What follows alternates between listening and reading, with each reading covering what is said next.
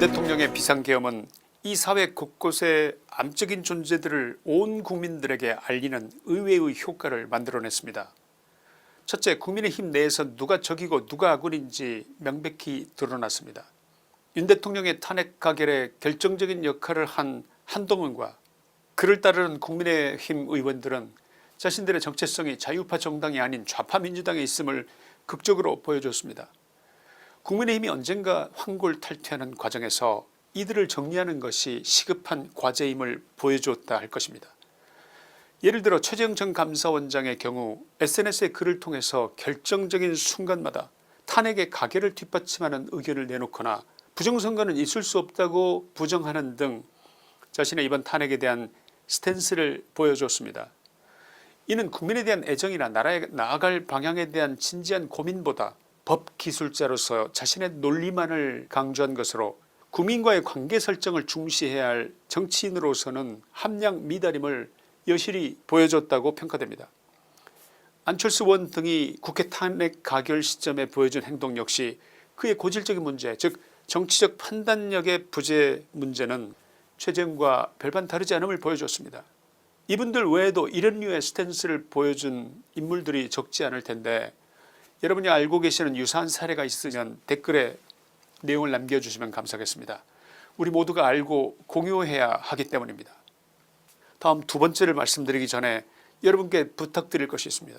지금 우리 대한민국에는 생각보다 괜찮은 언론과 생각보다 사악한 언론, 이 두 가지가 극명하게 나뉘어져 있습니다. 제가 자주 말씀드려 왔습니다만 좌파 TV 매체들과 좌파 신문들은 물론이겠지만 일부 우파인 척하는 언론들이 특히 그들이 미치는 해악이 엄청났다는 것은 이제 많은 국민들이 알게 됐습니다.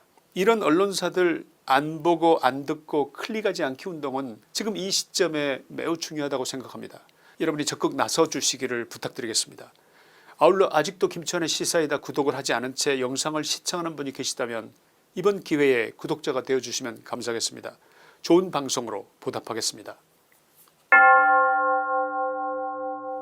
윤 대통령의 비상계엄으로 알게 된 두 번째는 판사들의 실체를 알게 됐다는 것입니다. 판사는 원래 정의롭고 공정하며 선량한 국민들에게서 사회의 모든 악을 차단해주는 존재, 그래서 국민을 보호하는 성스러운 일을 하는 존재일 것이라는 환상이 완전히 깨졌습니다. 특히 우리법 연구회 출신 판사들이 헌법재판소를 장악하여 노골적으로 정치재판을 주도하고 서부지법의 판사들이 스스로 불법 판결을 내린 것은 많은 국민들을 경악하게 했습니다. 어떻게 저런 판사들이 있을 수 있나, 이런 자들이 우리가 존경해왔던 판사였다니 보고도 믿을 수가 없다면서 우리 눈을 의심하고 우리의 귀를 의심하는 단계를 지나 우리 사회에서 척결해야 할 대상이 바로 저런 정치 판사들이라는 점을 온 국민들이 알게 된 것입니다. 조희대 대법원장이 이 상황을 어떻게 타개해 나갈지 아직까지 가타부타 말이 없는 그가 사법부 개혁의 필요성을 과연 느끼고 있기라도 하는 것인지 최근 국민들의 시선이 그를 향하고 있습니다. 세 번째, 부정선거 문제를 이제는 더 이상 덮고 갈 수 없게 됐습니다. 그동안 부정선거 의혹은 일부 국민들이 우려하고 의심했던 수준에 머물렀고 민주당과 좌파 세력들 그리고 주류 언론들은 이를 음모론으로 치부하면서 철저히 무시했습니다. 민경욱 전 의원 같은 경우는 심지어 국민의힘에서조차 배제되는 수모를 겪었습니다. 그러나 윤 대통령이 이 문제를 정면으로 제기하면서 이제는 아무도 대한민국에서 부정선거가 없었다고는 말할 수 없게 됐습니다. 특히 윤 대통령이 최후 진술에서 말씀한 대목, 많은 국가 기밀 정보를 다루는 대통령으로서 설명드릴 수 없는 부분에까지 헌재 판사들의 지혜와 해안이 미칠 것이라고 믿는다고 그렇게 말씀하신 대목은 많은 의미를 내포하고 있다고 하겠습니다.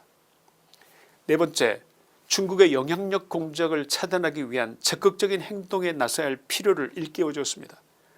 특히 이번 계엄령 이후 표면에 드러난 부정선거의 문제는 단순한 정당 간의 경쟁 문제가 아니라 대한민국의 주권이 외부 세력 즉 중국에 의해 침해되었을 가능성을 내포하고 있다는 점이 핵심입니다. 혹시 알고 계십니까? 캐나다와 호주의 선거에 중국이 영향을 주어왔다는 사실 말입니다. 중국 입장에서 호주보다 캐나다보다 훨씬 더 가까이 붙어있는 대한민국, 게다가 얼굴도 구별이 안되는 같은 동양계인 대한민국을 중국 입장에서 가만두었을 리가 없다는 것이 상식 아니겠습니까? 게다가 국내에는 이미 헤아리기 어려울 만큼 많은 친중 인사들이 정관계에 박혀 있다는 사실을 감안한다면 중국이 한국을 소나기 위에 쥐고 흔드는 일이 얼마나 쉬운 일일지 짐작이 된다고 할 것입니다. 해외에서 중국인들을 만나서 얘기를 나눠본 몇몇 분들의 전언에 의하면 앞으로 5년 이내에 한국은 중국의 속국이 된다, 중국이 한국을 지배한다 라는 말을 그들이 공공연히 하더라는 겁니다. 일반 중국인들이 이미 그렇게 알고 있을 정도라면 지금 중국의 침투가 어느 정도 심각한지 여러분 가슴에 와닿으십니까? 참으로 충격 그 자체라고 하지 않을 수 없습니다. 중국은 대한민국을 정치적으로 경제적으로 장악하려는 전략을 꾸준히 펼쳐왔으며 국내 친중 세력을 활용하여 대한민국을 자국의 영향권 아래 두려고 해왔다는 것을 이제 모르는 사람이 없을 지경에까지 이르렀습니다. 바로 그것을 이름하여 중국의 영향력 공작이라고 합니다. 한국에 들어와 있는 중국인들이 국내 친중 세력들의 적극적인 협조하에 중국의 이익이 걸린 의사결정에 영향을 미치려는, 한마디로 시진핑의 중국몽 정책의 직접적인 타겟이 대한민국이라는 평가는 이제 더 이상 추측이 아닙니다. 법무부 2023년 7월 통계월보에 따르면 한국에 체류하는 중국 국적자는 92만 명, 중국인 출신으로서 기여한 자는 18만 명입니다. 이 정도 규모의 중국인들과 중국계 기여자들이 본국의 지침에 따라 조직적으로 집단행동을 한다고 가정하면 그 영향이 미치는 파괴력의 수준은 가히 끔찍한 정도가 되지 않겠습니까? 2022년 국제인권단체 세이프가드 디펜던스가 중국 공산당이 세계 각국에 비밀경찰서를 세웠으며 한국에도 해당 조직이 운영되고 있다고 폭로했는데, 실제로 강남구의 중식당 동방명주가 중국의 비밀경찰서로 주목받은 바 있습니다. 통상 중국 공산당 정부가 주요 상대국 내부에 자기 편 세력을 심고 확대하는 사업을 통일전선 전략이라고 합니다. 통일전선 전략, 요약해서 통전의 핵심 전략은 바로 선거 개입이었다는 것은 이미 캐나다, 호주, 아프리카 각국 사례에서 드러난 바 있습니다. 시진핑은 통전 공작이야말로 중국의 위대한 부흥을 가져올 마법의 무기라고 한 바 있습니다. 중국은 해외 통일전선 전략의 전초기지를 구축하고 이를 통해 스파이 활동, 산업기밀의 탈취, 주요 인사의 포섭, 공산주의의 선전 등을 은밀하게 수행하고 있는 것은 이제 더 이상 비밀이 아닙니다. 여러분이 인터넷 검색을 해보시기 바랍니다. 많은 자료가 있습니다.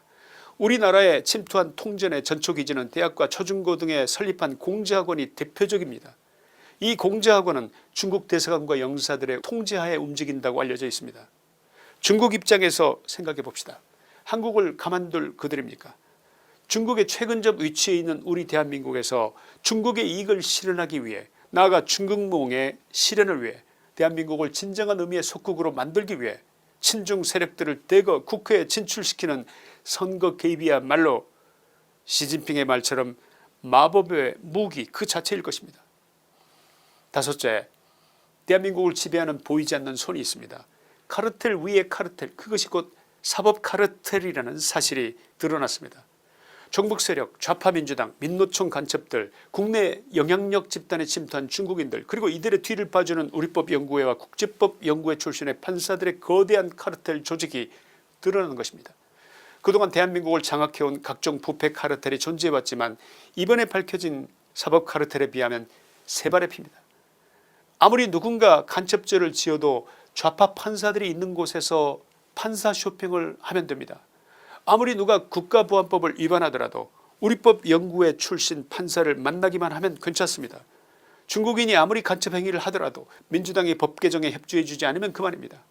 혹시라도 친중 친북 좌파 누군가가 기소를 당하기라도 하면 우리법연구회 판사들을 판사 쇼핑해서 솜방망이 처벌을 받아내면 됩니다. 정말 쉽죠? 안 그렇습니까? 결국 이 모든 반국가적 범죄의 최상위에 이들과 카르텔 관계에 있는 판사들이 있는 것입니다.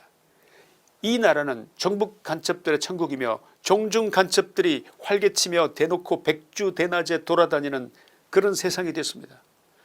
그들이 맘놓고 미군기지에 사진을 찍고 군부대의 기밀을 탈취하고 산업기술 탈취를 하는 일이 일상사가 된 나라, 이런 나라가 망하지 않는다면 그게 이상한 일 아니겠습니까? 여러분, 제가 틀린 말 했습니까? 결론입니다. 마키아벨리는 제국은 힘으로 세워지지만 부패로 무너진다고 말했습니다. 외부의 위협보다 내부의 타락과 부패가 국가를 더 쉽게 무너뜨린다는 점을 강조한 말일 것입니다. 한 나라를 세우는 데는 수백 년의 세월이 걸리지만 이 나라가 무너지는 것은 순식간입니다. 이 나라의 역사가 얼마인데 그리 쉽게 무너지겠냐고 비웃는 분이 계십니까? 천만에요. 국가의 붕괴는 순식간에 일어날 수 있는 것입니다. 지금 이 나라를 왜 풍전등화와 같다고 할까요? 왜 미국 보수정치회의 CPEC에서 고든창이 모르스탄이 한국은 지금 벼랑 끝에 서 있다고 했을까요? 왜 트럼프가 고든창을 일으켜 세워서 나는 그가 한 말에 적극적으로 동의한다고 말했을까요? 그 두 사람은 부정선거의 뿌리가 중국에 있음을 알린 것입니다. 대한민국의 정의가 무너진 데 중국의 영향력 공작이 극심한 영향을 끼쳤다는 그 점을 그 핵심을 짚어낸 것입니다. 중국인들이 이 나라 친중 정치인들의 적극적인 비호 아래 각 분야의 둥지를 틀고 권력을 쥐어가고 있는 지금 이 나라는 순식간에 붕괴될 가능성이 있다고 진단한 것입니다. 트럼프가 바로 이 점에 공감을 표시했다고 하는 것입니다. 여러분, 우리는 대한민국다운 거의 모든 것을 하나하나 잃어가고 있습니다. 그렇지 않다고 누구 반박하실 분 안 계십니까? 제가 틀린 말 했다고 누가 반박 좀 해주십시오. 저는 대한민국이 망하고 있지 않다는 말을 간절히 듣고 싶기 때문입니다. 윤 대통령의 최후 진술은 바로 이 같은 처절한 심경을 절절히 표현하고 있다고 생각하는데 여러분도 그렇게 느끼셨는지 묻습니다. 그래도 저에게는 한 가지 희망이 있습니다. 모든 것을 잃어가고 있는 우리 대한민국에게는 아직 윤 대통령이 계시다는 그것입니다. 그가 돌아오시면 분명히 해결책이 있고 반드시 해내리라는 희망이 그것입니다.